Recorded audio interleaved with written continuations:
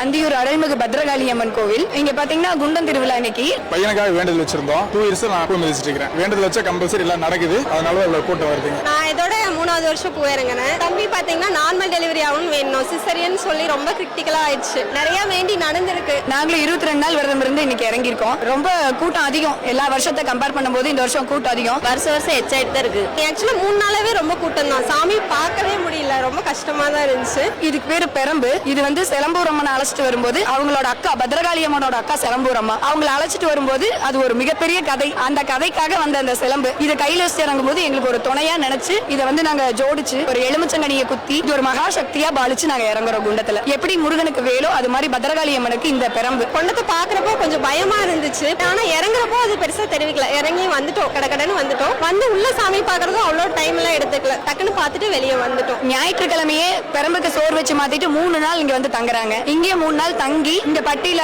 அடைச்சிருந்து அதுக்கப்புறம் குண்டம் இறங்குறாங்க. அந்தியூர்ல இருக்க சுத்தி வட்டாரத்துல இருக்க மக்கள் எல்லாருமே இங்க வருவாங்க. சத்தியமங்கலம், இக்காட்டு, அத்தானி, ஈரோடு, மேட்டூர் இப்படி நிறைய ஊர்ல இருந்து வராங்க. சக்தி இருக்கு இன்னும் அதிகமாயிட்டு தான் இருக்கு. மக்களுக்கும் அதிகமாயிட்டு தெரிஞ்சுட்டு தான் இருக்குது. அதனால மக்கள் அதிகமாக தான் வந்துட்டு தான் இருக்கிறாங்க. பிரசித்தி பெற்ற கோவில் நினைச்சதை நிறைவேற்ற அருள்மிகு ஸ்ரீ பத்ரகாளி அம்மன் திருக்கோவில் அந்தியூர்.